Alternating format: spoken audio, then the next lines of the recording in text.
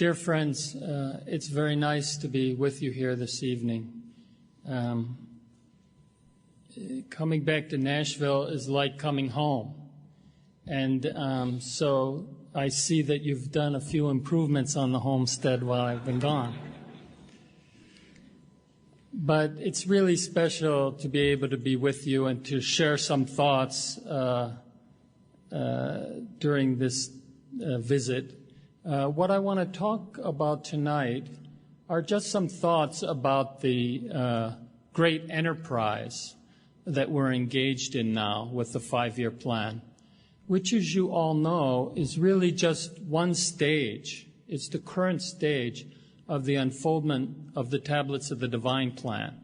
These messages that Abdu'l-Baha sent to North America and through North America to all the Baha'is in the world, which really describe how the Baha'i faith will unfold, how it should unfold, and what our mission is as Baha'is in working toward the execution of this plan. These tablets of Abdu'l-Baha were written in more than 90 years ago. It was 1916, 1917. And the Guardian describes some of the features. He says, this plan is divine in origin. It's guided by the explicit and repeated instructions that have flowed from the pen of the center of the covenant himself. It's energized by the all-compelling will of its author. It claims as the theater for its operation territory spread over 5 continents and the islands of the 7 seas. This plan must continue to function ere its purpose is achieved throughout successive epochs in the course of the formative age of the Baha'i dispensation. Its divine commander is Abdu'l-Baha. It's the mightiest plan ever generated through the creative power of the Most Great Name. It holds within it the seeds of the world's spiritual revival and ultimate redemption. This plan, the Guardian said, will increasingly be regarded as an agency designed not only for the enlargement of the limits of the faith and the multiplication of its institutions over the face of the planet, but for the acceleration and the construction and completion of the administrative framework of Baha'u'llah's embryonic order, hastening thereby the advent of that golden age which must witness the proclamation of the Most Great Peace and the unfoldment of that world civilization which is the offspring and primary purpose of that peace. Now you can see the implications of this plan. It's not simply about teaching. The Guardian explains it's really about the destiny of the human race. It's about the transformation of this world that we have here. When you look out and you see various kinds of injustice, lack of peace, oppression, prejudices, extremes of wealth and poverty, all of these inequalities that Baha'u'llah talked about, and he brought his revelation to basically provide a prescription to resolve these things. But it's not enough if he just proclaims these teachings, and then people look at them, they take them, they don't take them. For example, let's say I make every effort in my life to be free of racial prejudice. Well, so what? So one person makes an effort to be free of racial prejudice, and that affects the lives of how many? A few people. But the world then still has this problem. The country still has the problem. The community still has the problem. Only if a groundswell of people recognize Baha'u'llah's teachings as a prescription for the remedies to these problems will we see a movement begin that can ultimately overturn these things and change this world that we have before us today into a world where his remedy is applied in action, where we learn how to translate that which hath been written into reality and action. So we have this plan given to us by Abdu'l-Baha that tells us how to make this a reality, how to execute this effort and translate what Baha'u'llah said into the world. Now, it's not surprising then that this is not a simple thing to do.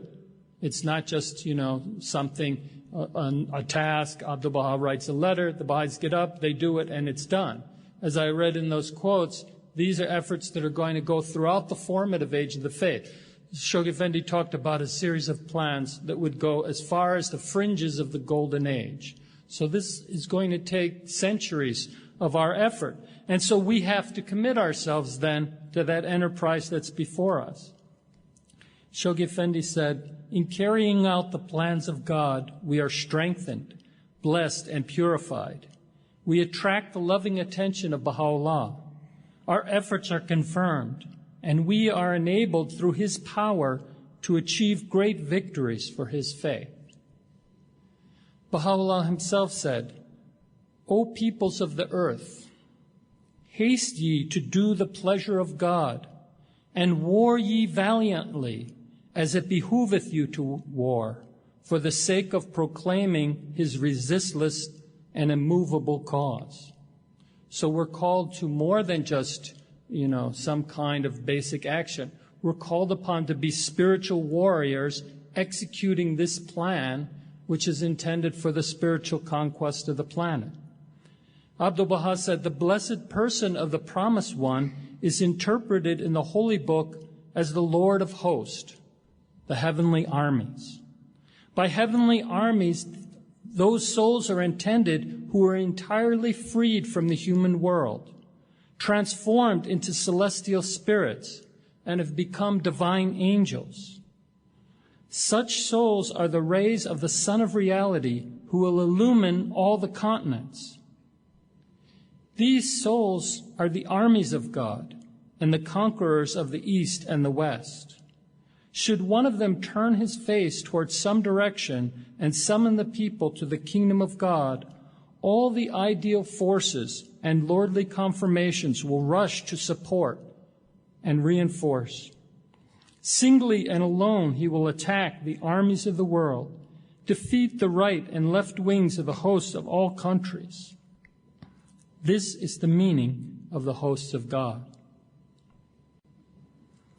Shoghi Effendi used similar language. He said, "The heroic band of the warriors of Baha'u'llah is battling in His name and by His aid for the purification, the unification, and the spiritualization of a morally and spiritually bankrupt society.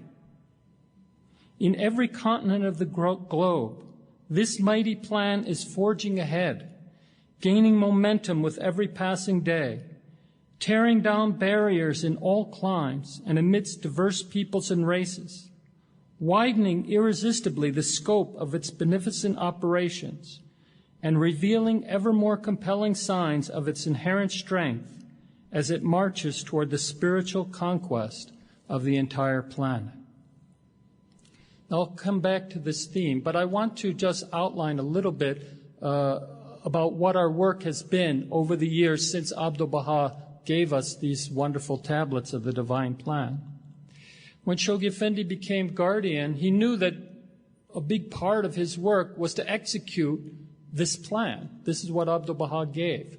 But he also saw that up until that point, when his ministry began, that most of the effort to try to respond to the divine plan was just initiative that was undertaken by different individuals. For example, like Martha Root.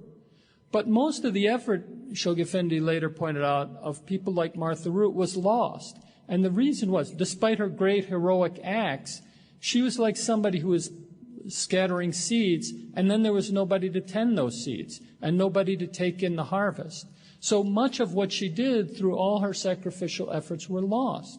So when Shoghi Effendi began his ministry, he saw that the first thing he had to do was concentrate on building up the administration as a framework, as a machinery to execute the teaching work. So he spent 16 years, basically, the first 16 years of his ministry, trying to teach the Baha'is how to organize themselves, what were assemblies, how do they constitute themselves.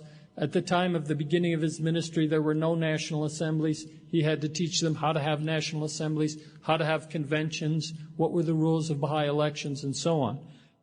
So all of this was worked out by a back and forth process of the believers taking action and then receiving guidance from the guardian and then taking further action and then receiving clarification to their questions and so on until gradually this structure was raised. Then finally he was able to put in place this work for the teaching and launched the initial plan. The first 7-year plan was the first stage of the unfoldment of the divine plan. That began in 1937.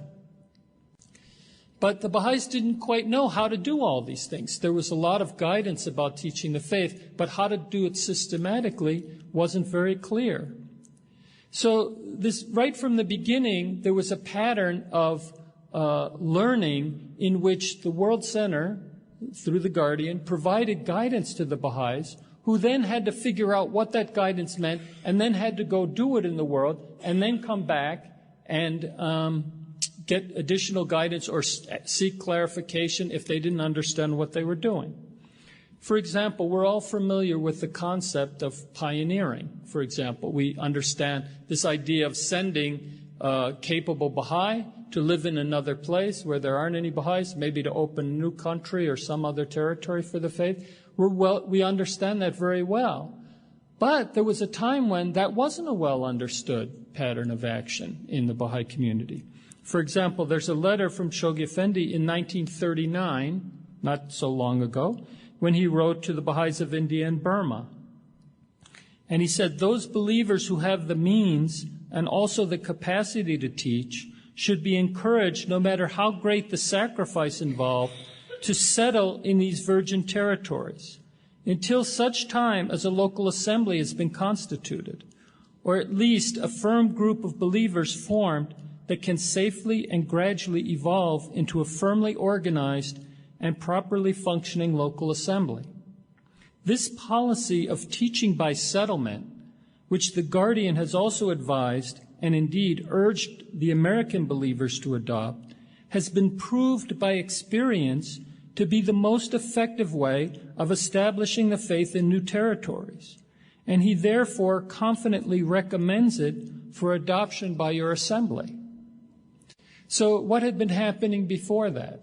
Well, people like Martha Root would maybe get on a boat and they would sail and they would go to one port after another and they would go and they would give meetings and they would try to find people who were interested in the faith, and then they would get back on the boat and then they would sail away. Maybe they would keep up correspondence with people.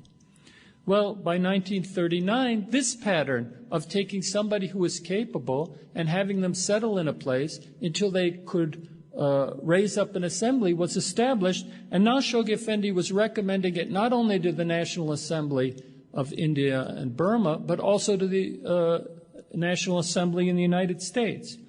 And he said that this approach was proved by experience to be the most effective way, and that's why he was recommending it to the national communities to adopt. The same concept was true with fireside teaching. Now, every Baha'i knows, all right, I should have a fireside in my home every month. I should share the faith, open up my home to people, show them hospitality and love, give them a chance to ask questions, and then I can help them resolve any questions they have and so on. And this is an effective way to teach the faith. Well, in 1955, Shoghi Effendi wrote, "It has been found over the entire world that the most effective method of teaching the faith is the fireside meeting in the home. This method is far more effective than advertising in newspapers, public lectures, and so on. The Guardian is encouraging the believers over the world, including those on the home fronts, to engage in this method of teaching." So again, what happened? Well, how did people teach the faith? They advertised in newspapers, it says here. They gave public lectures. Then somebody had this idea, well, why don't I invite people to my home and so on. And then they did that, and then it proved to be effective, and then Shoghi Effendi found out about it, and then he encouraged everybody to do it. So this process, it's not that all this guidance of how you make a new civilization is in the revelation like some kind of recipe or cookbook, and then if you just follow and put the ingredients in step by step, then out comes divine civilization. It doesn't work that way. not only does it not work that way for that big picture, it doesn't even work that way for little things like what's the most effective way to spread the faith to a new place. Well, there's no recipe in there. There's general guidance, there's principles, there's methods like consultation, and then we have to learn how to put that guidance into action under the direction of the center of the faith. And then when we find ways that prove to be effective, then those ways other Baha'is in the world are encouraged to adopt those approaches. Now, Shoghi Effendi, like I said, when he began, there wasn't even one national spiritual assembly in the world. The Baha'is didn't know how to have plans. They didn't know how to have systematic action. Slowly but surely, he taught them how to do that. So that in 1953, he was able to take the 12 national assemblies that existed in the world at that point and combine them into the first international plan, the first global plan, which was the 10-year crusade. That was in 1953. Now, in the first year of that plan, where all the communities were brought together to work together, 100 countries and territories were opened up to the faith in the first year of that plan. So that means that more countries and territories were opened in 1 year than were opened in more than a century before that. So that's the power of systematic action, because the Baha'is knew what to do, because they had the machinery, because they had the tested, proven methods. They could accomplish more in 1 year than they did in more than 100 years. And the same thing, over the course of that 10-year crusade, by the end, there were something like 54, 56, I'm not quite sure, national spiritual assemblies in the world. At the beginning, 12. All right? So that meant for more than a century, since the Bab came, it took more than a century to get 12 national spiritual assemblies. And then, in 10-year period, there were another 42, 44 national assemblies formed in 10 years. So, because of this capacity to learn how to translate the teachings into action, into proven and effective patterns under the direction of the center of the faith, the Baha'is were able to accomplish much, much more through this systematic action. Now, of course, that's what we're doing ourselves in the work that we're engaged in now with the plan. At one point, near the end of Shoghi Effendi's lifetime, suddenly people started to become Baha'is very rapidly. Shoghi Effendi talked about the fact that the growth of the faith would go through 3 stages. He said first a steady flow of fresh recruits, then an entry by troops, which was talked about by Abdul Baha, which would a more rapid entry of people into the faith. And then that would be followed after some series of events that took place in the world by a mass conversion of people. Now, this mass conversion is not really within our hands, but the House of Justice said this entry by troops stage is in our hands. And this process began even during the lifetime of Shoghi Effendi, and we saw in country after country how maybe hundreds, thousands, tens of thousands of people would become Baha'is. But then we didn't know what to do with them once they became Baha'is. So the process would take off, and then it would come to a halt because we weren't able to sustain it. We didn't know what we were doing. Now, we followed that pattern for something like 40 years. Start, stop, start, stop. At one point, just before the Holy Year in 92, we had a 2-year period where 1 million people became Baha'is. We went from more than 4 million to 5 million in 2 years. But again, we didn't know what to do with all of those people. So we hadn't learned. We hadn't proven through our action and reflection some pattern that would be effective in handling so many people. So the process came to a halt. And then in 1996, the House of Justice said, no, we can't keep doing the same thing over and over again. We need to become more conscious of this learning process. We had to become more systematic in our action. Now, what they did was put into place a pattern of activity where we could learn how to become more effective in this process of large-scale growth over time. They also focused on the development through the Training Institute of human resources, more and more workers from among the new believers who would also be capable of carrying out this work. Now, in doing this, they weren't inventing something new. These go back to statements of Baha'u'llah and Abdu'l-Baha themselves. For example, there's one passage from Baha'u'llah, which is just recently translated. He said, "How many the lands that remain untilled and uncultivated, and how many the lands that were tilled and cultivated and yet remained without water, and how many the lands which, when the hour of the harvest arrived, no harvester came forth to reap them. However, through the wonders of God's favor and the revelations of His loving kindness, we cherish the hope that souls who are the embodiments of heavenly virtue may appear and busy themselves with teaching the cause of God and training all who dwell on earth." So Baha'u'llah's statement, in a certain sense, he looks at different areas of the world. And he says, look, they're in different conditions. Here's one. All right, it's barren. There's nobody to work it. Here's another one. Something's growing, but it remains without water, so it's going to perish. Here's another one. It's ready for a harvest. So he sees different conditions in different places, just like we see different conditions in different places in these various clusters that we're working with now. So in those different places, we need workers. And in those different places, we have to diagnose the condition, and we have to figure out what to do. The same thing in a passage from Abdu'l-Baha. He talks again and again about the need for teachers to arise. He says, "The thirsty ones are many, yet the cupbearers are few." And also he says, "The seekers abound, but the teachers are scarce." And again, "The thirsty ones are there in troops, yet the guides of the true path are scarce indeed." And finally, "At present few indeed are the teachers of the cause. And so from every side the cry is raised, 'Whither are the teachers? Whither are the teachers?' No solution is there to this save the establishment of a gathering in each town for instructing the believers in teaching the cause of God. Perchance the children of the Abha paradise who are filled with yearning, longing, excitement, and enthusiasm could study the skills of teaching. If this is done in a proper and befitting manner, in a short while in every town there shall appear perfect teachers and steadfast orators of the cause."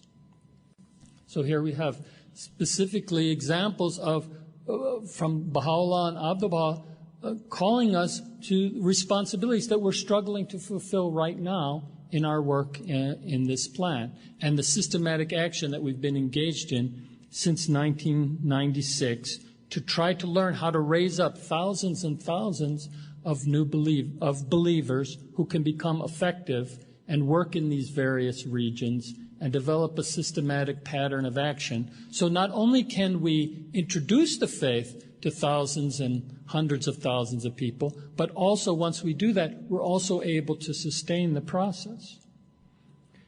Now, in a certain sense, the House of Justice, through the series of plans, has established a 25-year period from 1996, when the 4-year plan began, and then they said through a series of plans leading all the way up to the year 2021, which is the end of the first century of the formative age, 100 years after the passing of Abdu'l-Baha, 100 years from the time when Shoghi Effendi took up the task to figure out how to become more systematic in the execution of the divine plan. In a certain sense, the last 25 years of this 100-year period, all with a single focus, which is how to advance the process of entry by troops. That's what we're learning how to do. Now, one reason for such a period of time is, well, it's a difficult thing. It's not something we can do easily. Just like, in a certain sense, this learning process that unfolded under the direction of the guardian, the challenge is now that we consciously engage in this learning process all over the world, in whatever cluster we live in, and try to see how do we take this guidance and direction that's coming from the World Center of the Faith, along with all the writings of Baha'u'llah, Abdu'l-Baha, and Shoghi Effendi about teaching, and how do we translate it into practical patterns of action? that can prove by experience to be effective. And then when we prove that they are effective, then we can adopt them all over the world. That's basically what we've been doing. We've now been doing this for 12 years. This is the 13th year. So we're right at the midpoint of this 25-year period. And we've accomplished a great deal in the past 12 years. Remember, at the beginning, where were we? Well, not very far. We were going around in circles in a certain sense, continually repeating the pattern of bringing a lot of people into the faith and then not having enough children's classes, not being able to establish local assemblies, not being able to deepen people, and so on. So lots of people would come in and lots of people would go right back out. So we've been focused on learning about this. What have we learned? Well, we've learned how to establish now. We have a number of clusters in the world, something like 600 clusters in the world, that have at least established some pattern of growth and have been able to sustain it over a period of time. Now, there's 17,000 of these clusters in the world, so 600 is not a lot. And out of those 600, many are struggling with different problems. But unlike the previous 40 years before 1996, when we didn't see any proven systematic pattern of action, now we're seeing that pattern established. Now, what are some of the things that we've learned? For example, in 1996, the House of Justice talked about the fact that if we're going to sustain the process, then we need institute courses that would develop human resources from among the new believers and also from the old believers, because we needed more workers. Before, the problem was a small number of workers would do a lot of teaching, but then when they were overwhelmed by all of the receptivity, the whole thing would collapse. Now, only if you make more workers can you sustain it. So the House of Justice called for training institutes, and they said offer those courses at a central location and at a distance. All right, well, people knew what does it mean to offer a course at a central location. But they didn't know what it meant to offer a course at a distance. So what happened? Different countries did different things. Most of them didn't work. In one place, they came across the idea of a study circle. They thought, well, if you get a small group of people, if they have a tutor, they can study these courses after work or on weekends or something like that. And that proved by experience to be effective. So 2 years later, the House of Justice was able to point to that and say study circles should become a part of the fixed pattern of the plans everywhere. So that became part of our activity. Before 1998, we didn't know it. Now, 2 years after the start of the plan, this had developed into a pattern. Now, again, we all know it. We all have such patterns of activity in our own communities.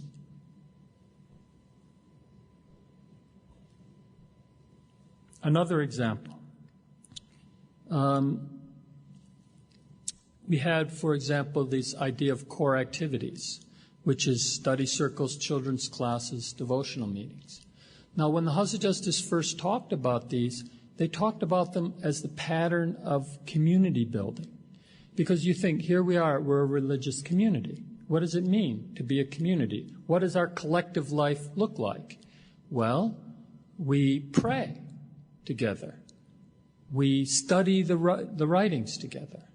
We educate our children.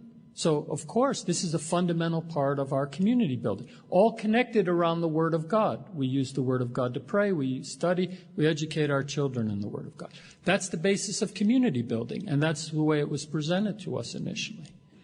Well, what happened was we were also encouraged to open those patterns of activity up to everybody, instead of just being like, Baha'i church, where we do these meetings for ourselves. Baha'u'llah didn't come just to establish one more church, in the community. He came to create this spiritual movement which would change the world. So these meetings should be opened up to everybody.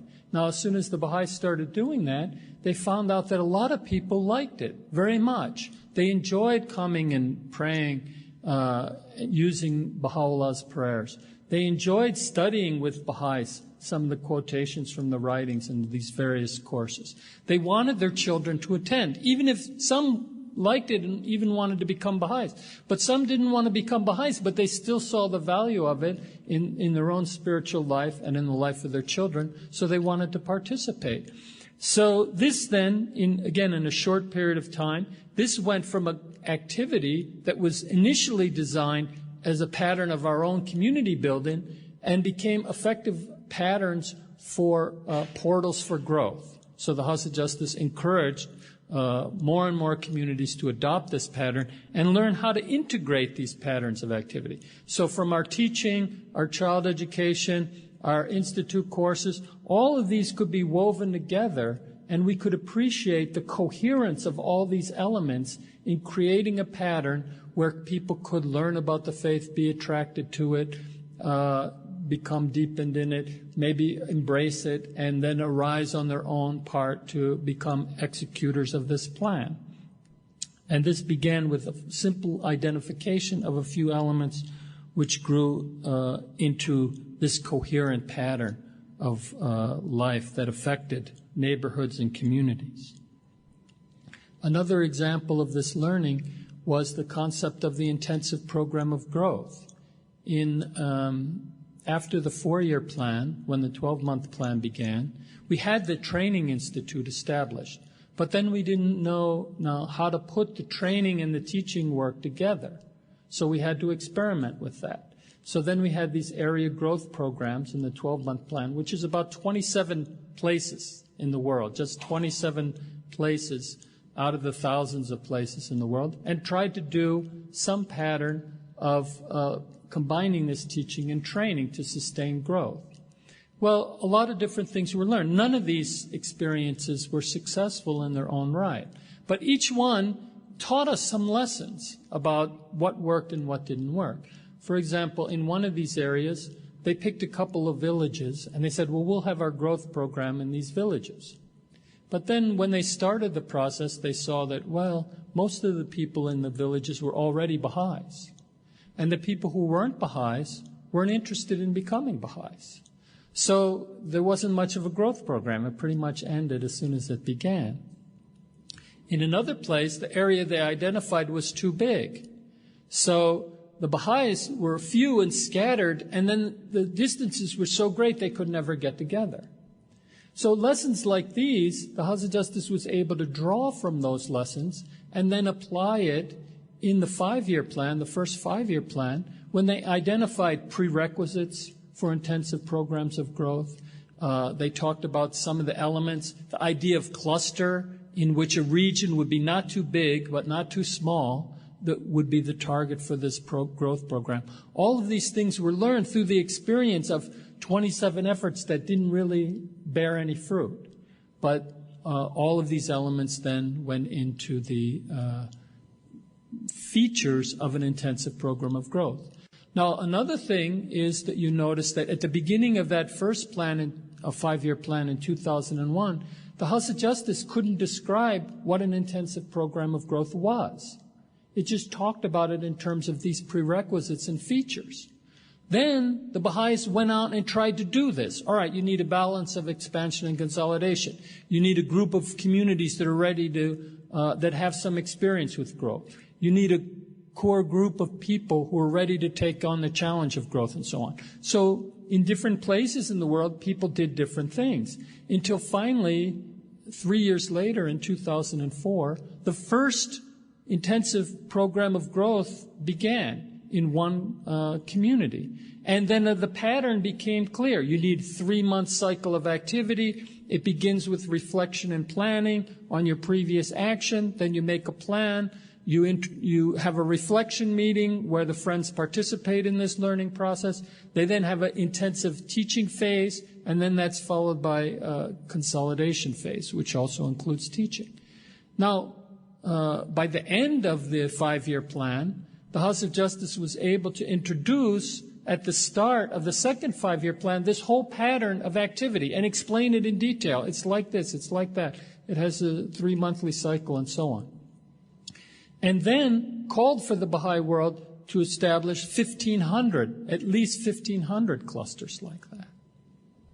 Now, wouldn't it have been easier if in 2001 the House of Justice just explained all of this to us. In other words, what they wrote in 2005, couldn't they just write that in 2001 and save us all this trouble and effort, and then we would know what an intensive program of growth, and we would just go and do it? But the point is, they can't do that. It's not possible to do that. That's not the way that guidance works. What happens is that we have to go, take that guidance and go work and put it into action and prove what's effective. And then when you see what the effective pattern is, then the House of Justice can then guide the world. Do it like that. That worked. This is proven by experience to be effective. Let's do more of that. So this pattern of activity where we take the guidance, try to translate it into action, in many places it doesn't work. In a few places it does work. Then that pattern that does work can be adopted by everybody. And that's how we advance. So this is the learning that has been taking place over the past 12 years. And it's now proven itself to be very effective. We've had learning along the lines of what is a tutor. For example, at the beginning, we used to have a lot of courses, and the idea of delivering courses, the tutor was the one who delivered the courses. But then we saw people would take a lot of courses, but then they didn't carry out any action. Then we learned that no, a tutor is somebody who accompanies people into the field of action. So you study, but you also learn how to translate what you're studying into a pattern of activity. And the tutor is somebody who did it before and made mistakes and struggled themselves. Now they're going to help other people do that. We learned about what the role of the institutions are, how local assemblies can support the cluster activities. And we learned how to raise up certain agencies at the cluster level, the institute coordinators, the area teaching committee, and so on. All these were learned by experience. The idea of regional councils came into being in 97. Then we had to learn, well, how does a regional council help with the execution of the plan? And so different patterns of activity changed. So these were all effective experiences in learning. And this is how, in a certain sense, this pattern of learning is the pattern that will continue for 1,000 years. Right now, we're focusing on the idea of learning about growth. But then we'll have other problems to look at the future, like education, like creating a new economic system. Well, again, there's no formula for these things in the teachings. We're going to have to learn how to translate what's written into reality through action and then reflection on action and making lots of mistakes and gradually improving over time until we come up with some proven patterns that work. And then those patterns can be spread to other parts of the world.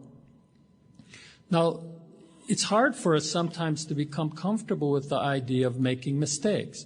We don't like to make mistakes. You go to school and you do everything you can not to make any mistakes. You want to get 100% on your test, and you don't want to get any wrong answers.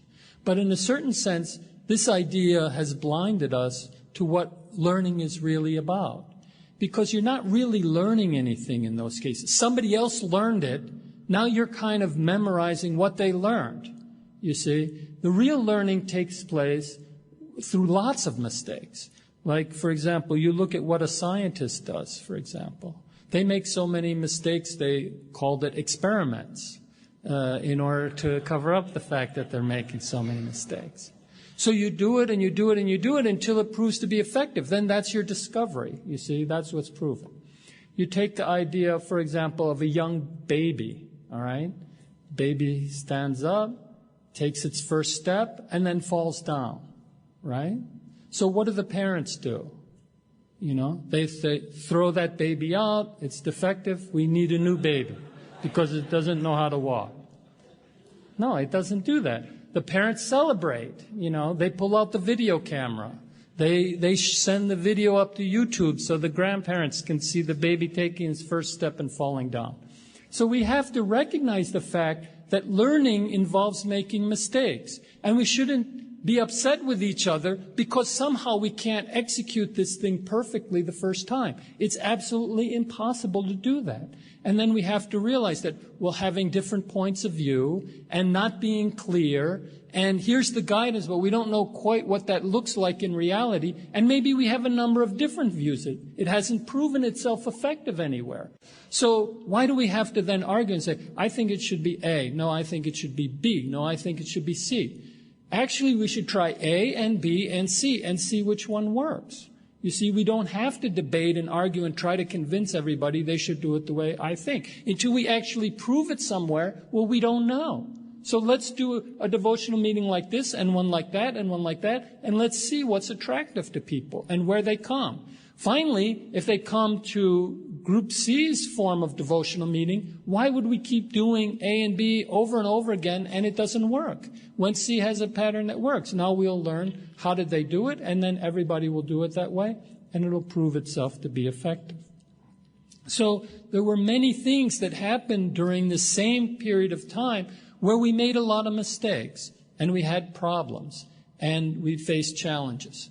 For example, there was the idea, well, when the idea of study circles first came up, it was a method for the Institute in order to develop human resources. Then we found that some people who weren't Baha'is would like to come to these study circles and study with the Baha'is. They liked the idea that, all right, we're all studying together, we're all the same, we read a quote, we talk about what it means, and so on. So they felt that they were studying along with the Baha'is, rather than being the focus of attention. They liked that. So then we got the idea, well, this is an effective way to teach some people. So then somehow the word got out that, well, now we should just have study circles, and now we should no longer have firesides. The only way to teach is to bring people to study circles. Well, of course, the House of Justice never said that. In fact, the House of Justice said the opposite. But the Friends concluded that in some places, and then people debated it a little bit, just a little. And then some asked the House of Justice questions. Then the House of Justice could explain. Then people could see, no, of course, you continue to teach the faith by many methods, including firesides. And also, if some people would like to come to study circles, yes, they can do that too. So the whole idea of either or didn't exist at all. Another thing is, at one point, we saw that as the number of people who would study the Institute courses would grow in number and prove to be more effective in terms of action. So we encouraged larger numbers of people to take the Institute courses, try to get 40 or 50 people through the sequence of courses. So people thought, okay, if that's the goal, we want to get 40 or 50 people through the courses. Well, it goes so slow when you get bogged down in actually doing these activities, like sharing a prayer with somebody or visiting somebody's home or trying to teach a children's class. So let's just drop these parts out. And then people can go through the courses much more quickly, which then they did. But then, of course, then they would get 30, 40, 50 people through the sequence, and then they would look around, and then they would wonder, well, why don't we have entry by troops yet? We have 50 people through the sequence of courses. But then you look around and say, well, since you cut out all the practices, you're not doing anything. You're just studying some courses, and then you're going home, and then you're wondering why everybody is not attracted to the faith. So then we made that mistake, then we had to go back, and then we had to correct it. So these mistakes are happening all the time. In a certain sense, every time you learn how to solve a problem and make an advance, that introduces new problems and new challenges at which we make mistakes because we don't know what to do next. So we should recognize the fact that it's natural. Our progress is that we have problems, but they're not the same problems we had before. We solve those problems, now we have new ones. That's progress. Not progress is the same problem over and over again. But there's no such thing as progress that means escaping from problems. Now, in the past year, we've seen a tremendous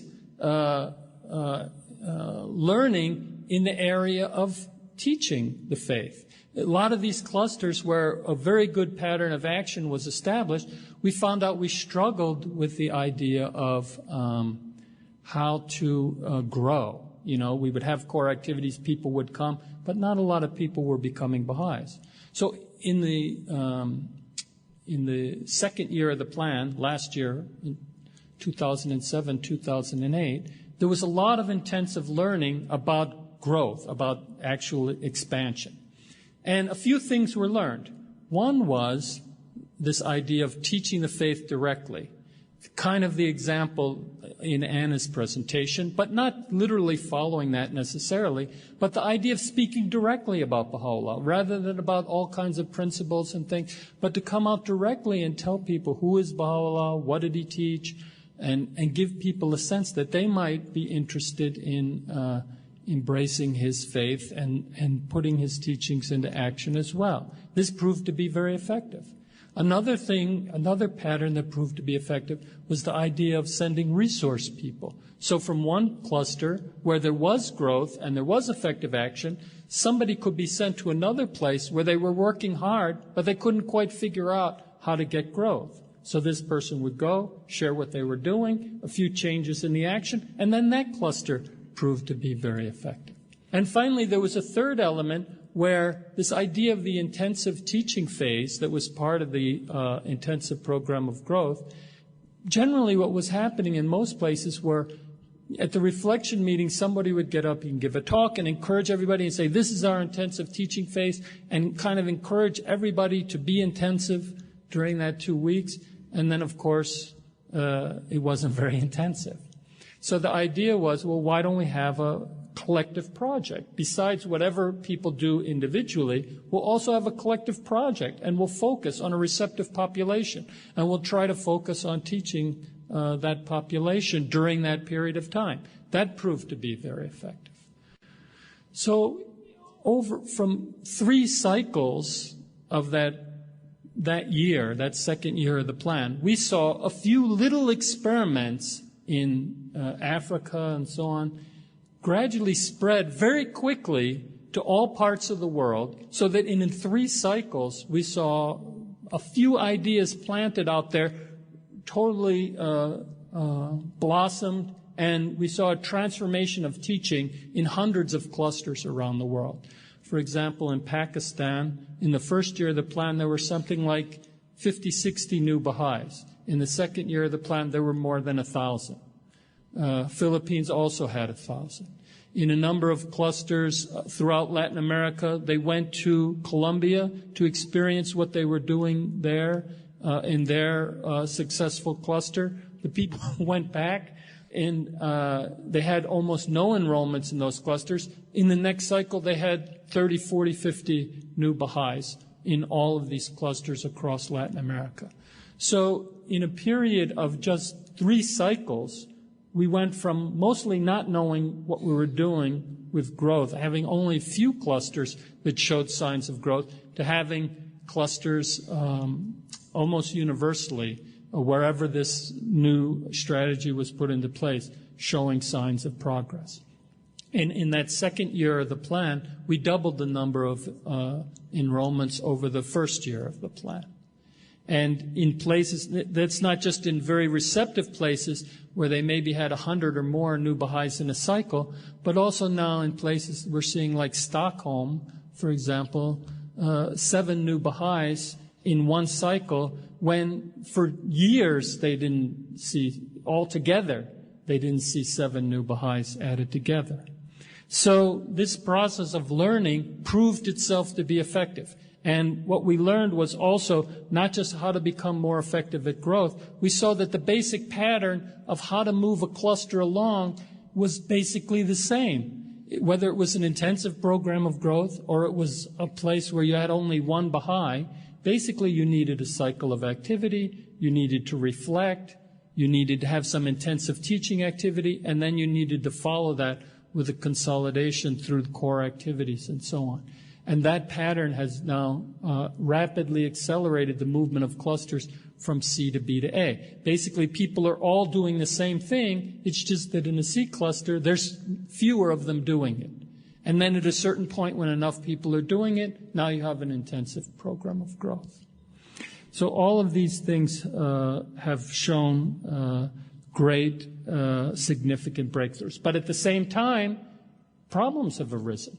Now, in some places, you have so many enrollments Now, are you able to consolidate successfully? In other words, are you getting so swept up now in this experience of enrolling new believers that you fail to train and raise up workers from the new population? That's potentially one pitfall.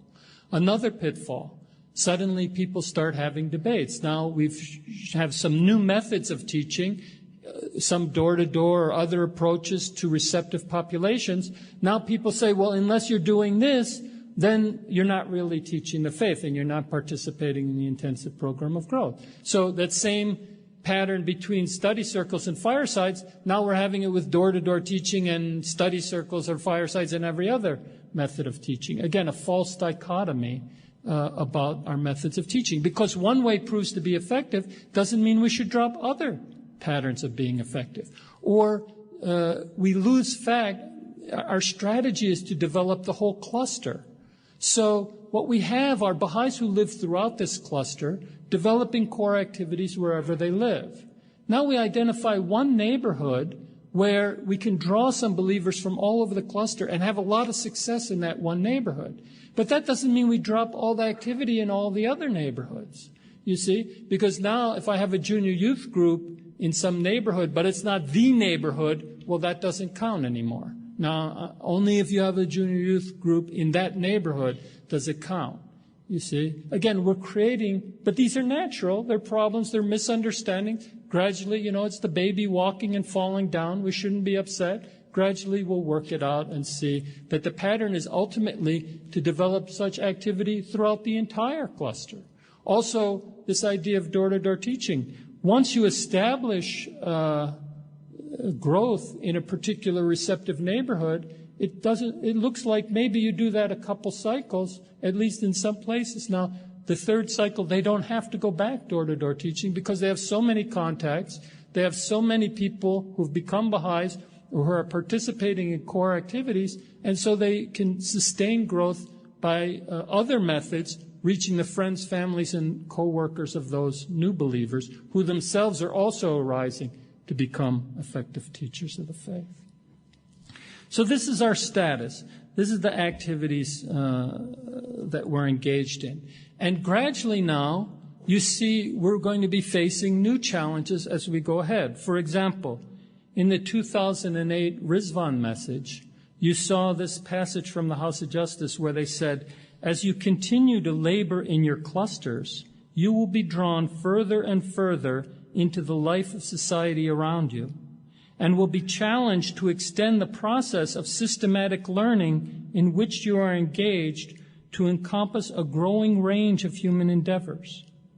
In the approaches you take, the methods you adopt, and the instruments you employ, you will need to achieve the same degree of coherence that characterizes the patterns of growth presently underway.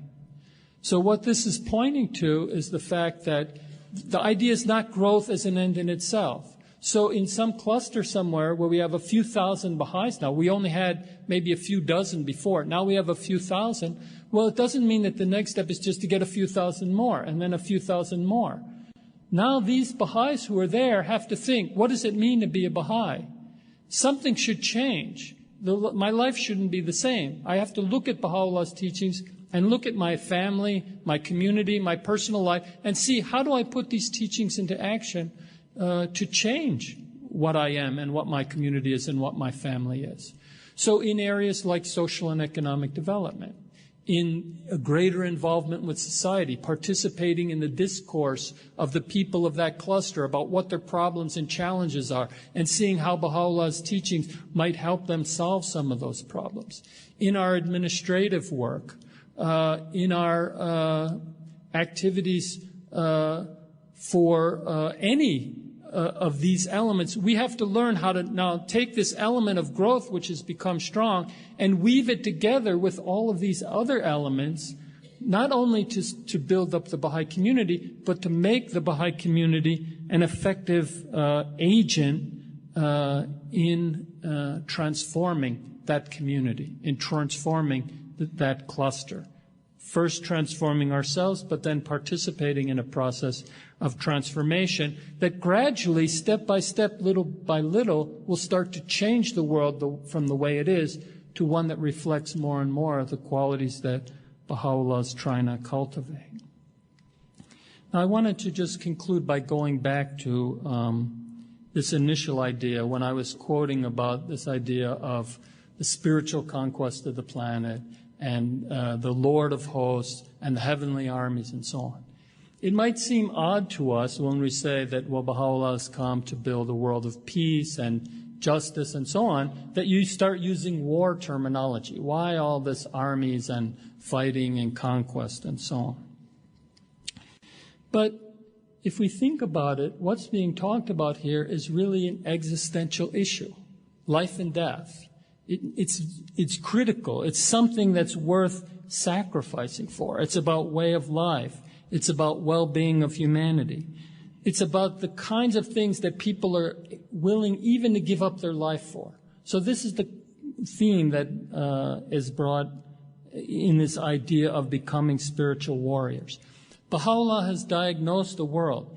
He says, ever since the seeking of preference and distinction came into play, the world has been laid waste. It has become desolate. So people want to advance themselves over their neighbors. Their group, their community is better, superior to others. They want to exert power. They want to take benefits for themselves and so on. Ever since that has come into play, it has destroyed the well-being of the world. And Baha'u'llah's prescription for that is he says, blessed is he who preferreth his brother before himself. In other words, not just treat other people the way you want to be treated. Prefer your brother before yourself, the opposite of this problem. And so what Baha'u'llah is trying to do, he sees this problem in the world, and then he sees that he has to raise a community of people who will not seek their own self-interest, who will put others before themselves, who won't come with an agenda for the world. Baha'is want this, Baha'is want that. But Baha'is will not want anything for themselves, but will want the betterment of the world and will act and be willing to sacrifice themselves to achieve that change in the world. Now, this is why, in a certain sense, we come to this terminology. And then we see what is meant by this idea of war. It doesn't mean fighting a battle. It means serving humanity. Baha'u'llah said, we have decreed that war shall be waged in the path of God with the armies of wisdom and utterance, and of a goodly character and praiseworthy deeds. All right, not with swords and guns, with good character and praiseworthy deeds. The things he hath reserved for himself are the cities of men's hearts, that he may cleanse them from all earthly defilements, and enable them to draw nigh unto the hallowed spot, which the hands of the infidel can never profane. Open, O people, he says, the city of the human heart with the key of your utterance.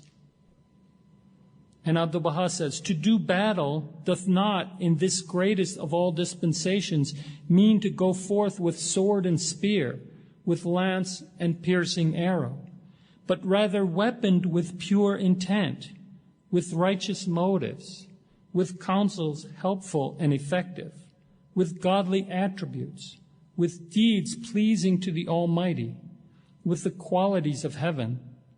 It signifieth education for all mankind, guidance for all men, the spreading far and wide of the sweet savors of the Spirit, the promulgation of God's proofs, the setting forth of arguments conclusive and divine, the doing of charitable deeds. So these are the efforts. This is the way you do battle in this dispensation. But it takes people who are willing to sacrifice themselves. Consider some of these statements, which you all know very well, which come from Abdu'l-Baha. Be ye the helpers of every victim of oppression, the patrons of the disadvantaged. Think ye at all times of rendering some service to every member of the human race. Baha'is must be distinguished from others of humanity, but this distinction must not depend upon wealth, that they should become more affluent than other people. I do not desire for you financial distinction. It is not an ordinary distinction I desire, not scientific, commercial, industrial distinction. For you I desire spiritual distinction. In brief, you must become distinguished in all the virtues of the human world, for faithfulness and sincerity, for justice and fidelity, for firmness and steadfastness, for philanthropic deeds and service to the human world, for love toward every human being, for unity and accord with all people, for removing prejudices and promoting international peace. Again, he says, we should continually be establishing new bases for human happiness and creating and promoting new instrumentalities toward this end. How excellent, how honorable is man if he arises to fulfill his responsibilities. How wretched and contemptible if he shuts his eyes to the welfare of society and wastes his precious life in pursuing his own selfish interests and personal advantages. And finally, he says, let your actions cry aloud to the world that you are indeed Baha'is. For it is actions that speak to the world and are the cause of the progress of humanity. If we are true Baha'is, speech is not needed. Our actions will help on the world, will spread civilization, will help the progress of science, and cause the arts to develop. Without action, nothing in the material world can be accomplished. Neither can words unaided advance a man in the spiritual kingdom. It is not through lip service only that the elect of God have attained to holiness, but by patient lives of active service have they brought light into this world. This is the work of a true Baha'i, and this is what is expected of him. If we strive to do this, then we are true Baha'is. But if we neglect it, we are not followers of the light, and we have no right to this name. Now, friends, this is not obviously an easy task. This is something we struggle with. We basically struggle to respond to Baha'u'llah's call to self-sacrifice so that we can be these agents, be this leaven that operates in the world. Not that the Baha'is are going to do everything, not that we're going to solve all these problems. All humanity participates in this change. But we have to commit ourselves and sacrifice ourselves and become something different as individuals and as a community to play this part. When Shoghi Effendi took on this burden of the passing of Abdu'l-Baha, and then realized that he had this responsibility to be the head of the faith, to execute the divine plan, he was overwhelmed by it. You know, he didn't expect to become the guardian. He said himself he expected maybe Abdu'l-Baha would call upon him to organize the election of the House of Justice. Then he found out that he was the guardian, and he was overwhelmed by it. And he actually had to go away from Haifa to go to Switzerland and to reflect and to consider what happened. And he later told the story to Hand of the Cause Leroy Oas. And this, of course, is a pilgrim note, but he conveys a little bit about his feelings at the time. This is the report from Leroy Oas about that conversation. Leroy said, Shoghi Effendi was a very remarkable young man, and of course he just worshipped Abdu'l-Baha. And when Abdu'l-Baha passed away, the whole world became dark for him. All light had gone out. When he returned to the Holy Land, he had in mind from the things which Abdu'l-Baha had said to him, and now I'm telling you what he said. He said, I had in mind that Abdu'l-Baha would give me the honor of calling together the great conclave which would elect the Universal House of Justice. And I thought in his will and testament that that was probably what he was instructing should be done. But he said, instead of that, I found that I was appointed the guardian of the cause of God. I didn't want to be the guardian. In the first place, I didn't think I was worthy. In the next place, I didn't want to face these responsibilities. I didn't want to be the guardian. I knew what that meant. I knew that my life as a human being was over. He said, I didn't want it, and I didn't want to face it. So remember, I left the Holy Land and I went up to the mountains of Switzerland. And I fought with myself until I conquered myself. Then I came back and I turned myself over to God, and I was the guardian. Now, he said, every Baha'i in the world, every person in the world has to do exactly the same thing. Whether you are a hand of the cause, whether you are a Knight of Baha'u'llah, whether you are a member of a national assembly, whether you are a teacher, whether you are a pioneer, whether you are an administrator, regardless of what you are, whatever you are doing in the cause, every Baha'i must fight with himself and conquer himself. And when he has conquered himself, then he becomes a true instrument for the service of the cause of God, and not until that. And he will not achieve as great a success until he has done it. And this is what every Baha'i in the world should know. This, friends, is our task if we're going to become these spiritual warriors that can fulfill our responsibility to exercise, to advance the divine plan. Now I conclude with these words of Shoghi Effendi. With hearts united, with minds purified, and with a determination never to waver or surrender, let us step into the arena of service, and armed with the sword of utterance and teaching, combat effectively the ills and sicknesses of this distracted world. Thank you very much, friends.